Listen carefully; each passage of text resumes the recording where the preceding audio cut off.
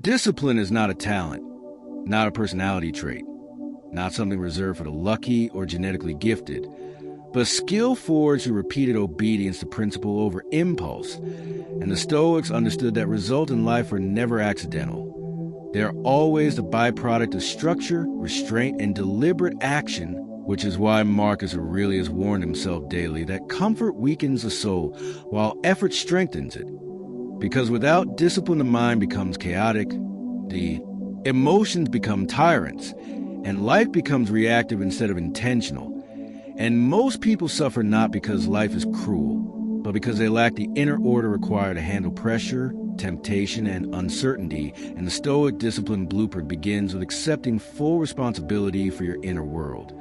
Because you may not control what happens to you, but you always control how you respond. And that response is where discipline lives.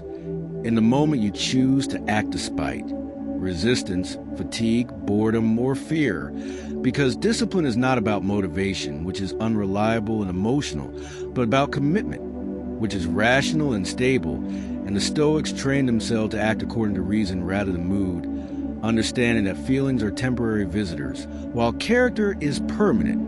And when you build discipline, you stop asking how you feel and start asking what must be done. And this shift alone separates those who get results from those who remain, stuck in cycles of intention without execution. Because intention without discipline is nothing more than fantasy, and fantasy produces no results, while disciplined action, even when imperfect, compounds over time into mastery, confidence, and authority. And the Stoics believe that every small act of discipline strengthens the soul, just as every small act of indulgence weakens it. Which means your life is being shaped not by dramatic moments, but by daily decisions you barely notice. Whether you get up when the alarm rings, whether you complete the task when no one is watching, whether you control your tongue when provoked, whether you train your body when comfort calls you back to rest.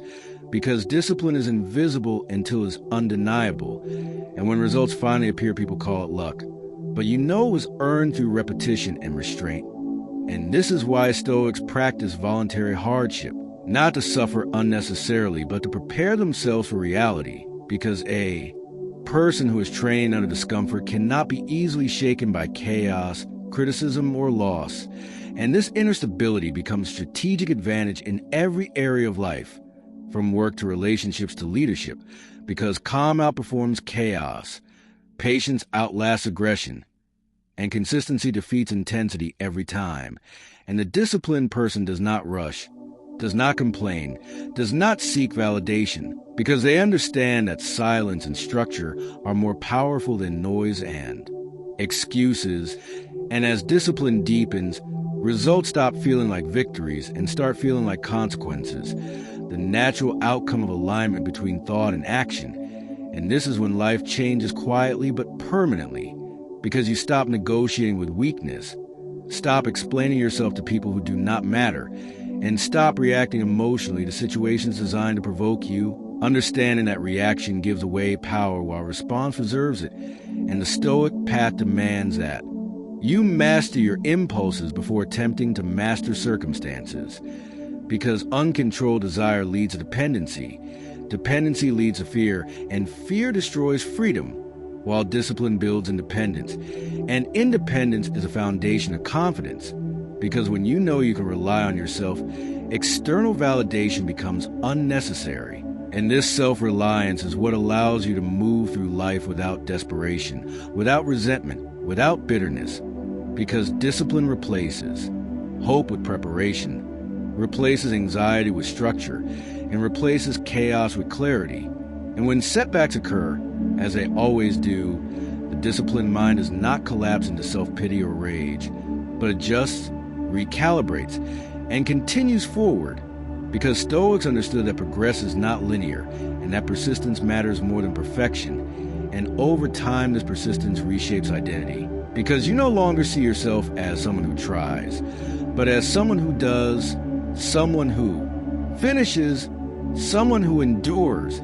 And this identity attracts results naturally, because the world responds to those who are internally ordered, reliable, reliable and composed, and eventually you realize that discipline is not restriction but liberation, because it frees you from regret, from wasted potential, from emotional instability, and from the endless cycle of starting over, and instead gives you momentum, self-respect, and direction. And this is the ultimate Stoic reward, not wealth or fame, but inner sovereignty, the ability to govern yourself regardless of external conditions.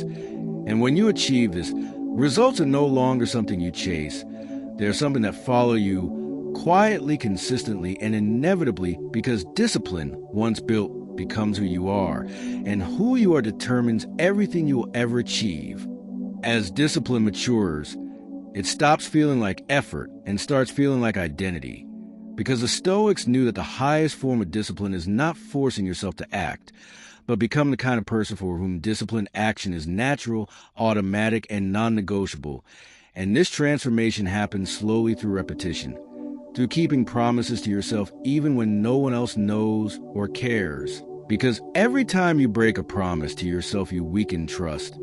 And every time you keep one, you strengthen inner authority.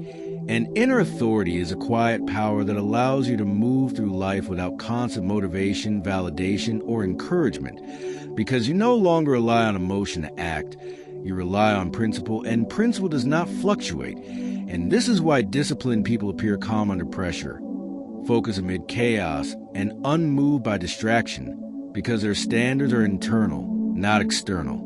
And they do not outsource control of their behavior to mood, circumstance, or opinion. And the Stoics believed that self-governance was the highest form of freedom, because a person who cannot control themselves will always be controlled by something else, whether it's pleasure, fear, anger, comfort, or the approval of others.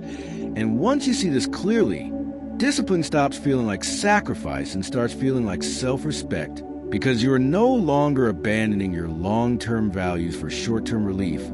And this shift changes how you experience hardship, because difficulty becomes training rather than punishment, and setbacks become information rather than identity, and failure becomes a lesson rather than a verdict. And this perspective creates emotional durability, allowing you to recover faster, think clearer, and act more precisely, because discipline sharpens perception by removing emotional noise. And with clearer perception comes better decision-making, and better decisions compound into better results. And this compounding effect is what most people misunderstand, because they look for dramatic breakthroughs instead of quiet consistency. But Stoicism teaches that greatness is built invisibly through daily alignment between thought, word, and action, and this alignment eliminates inner conflict, because when you live according to your values, regret disappears, self-doubt weakens, and confidence grows organically, not as arrogance, but as certainty. The certainty that you can handle what comes next, because you have handled what came before. And this certainty makes you resilient in relationships, disciplined in work, and composed in conflict, because you no longer need to prove yourself through reaction, explanation, or dominance. Since your discipline already defines you, and others sense this unconsciously, responding with respect or distance depending on their own strength. And at this level, discipline also teaches restraint, knowing when not to speak, not to engage, not to chase, not to explain, because silence often communicates strength more effectively than words, and patience often wins battles that force cannot. And this restraint protects your energy, because energy wasted on unnecessary conflict is energy stolen from progress. And a disciplined Stoic is ruthless about protecting their energy, time, and focus, understanding that these are finite resources and how you spend them determines the quality of your life. And over time, this ruthless focus produces results that look effortless from the outside, but were built through countless invisible decisions. And this is when discipline fully reveals its reward, not just success, but inner peace, because peace comes from knowing you're living in alignment with your standards, not drifting, not avoiding, not numbing yourself with distraction, but engaging fully with reality on your own terms. And this peace cannot be taken by loss, criticism, or uncertainty, because it is internally generated. And the Stoics consider this unshakable calm the highest victory, because a person who is disciplined, grounded, and internally ordered cannot be defeated by circumstances, only tested, and every test either strengthens or reveals character, and by choosing discipline daily, you ensure it strengthens you, until eventually results are no longer something you seek externally, but something you carry internally, reflected naturally in your actions, reputation, and life direction, proving the ultimate Stoic truth that discipline is not a means of results. Discipline is a result, and everything else follows.